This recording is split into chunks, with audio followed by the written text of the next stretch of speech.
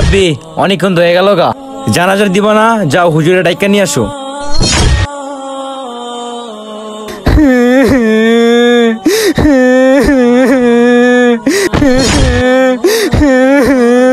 হুজুর, হুজুর বাড়িতে আছেন? হ্যাঁ বলো। হুজুর, কালকে রাতে আমার ভাইটা মারা গেছে, ওনার জানাজার নামাজটা পড়াইতে একটু আসেন। দেখো, ওনার জানাজার নামাজ আমি পড়াইতে পারবো না। উনি মদ খাইতো, গাঁজা খাইতো, জুয়া খেলতো। ওনার জানাজার নামাজ আমি পড়াইতে পারবো না। না হুজুর, আমার ভাইয়ের জানাজার নামাজ আপনি না পড়ালে কে পড়াবো? হুজুর আপনি একটু আসেন। তোমার ভাইয়ের জানাজার নামাজ আমি এখন পড়াইতে পারবো না, তুমি এখন যাও তো ভাই, যাও। হুজুর যান না হুজুর, হুজুর। বাইরে বাইরে, ও বাইরে বাইরে। মিয়া কান্দা চকির লেগা, হুজুর কো?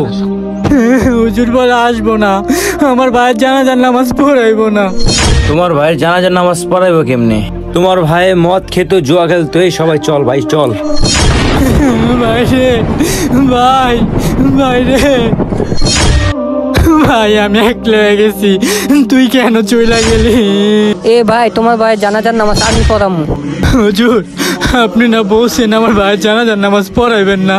তাহলে শোনো, কিছুক্ষণ আগে তুমি যখন আইসা পড়ছিলা, যখন আমি ঘুমাইছিলাম, তারপর কি জানালা, একজন মদ করে জানাজা আমি কিভাবে পড়াবো? শরীরটা অনেক ক্লান্ত লাগতাছে, একটু ঘুমাই।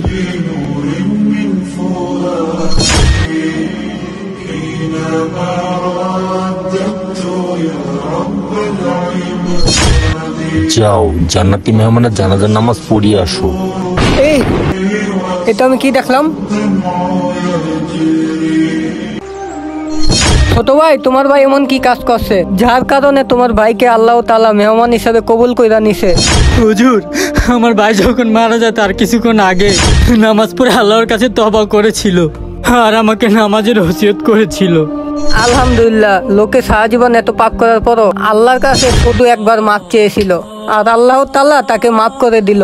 আলহামদুলিল্লাহ। ভাই, ভিডিওটি ভালো লাগলে আই লাভ আল্লাহ লিখে যাবেন।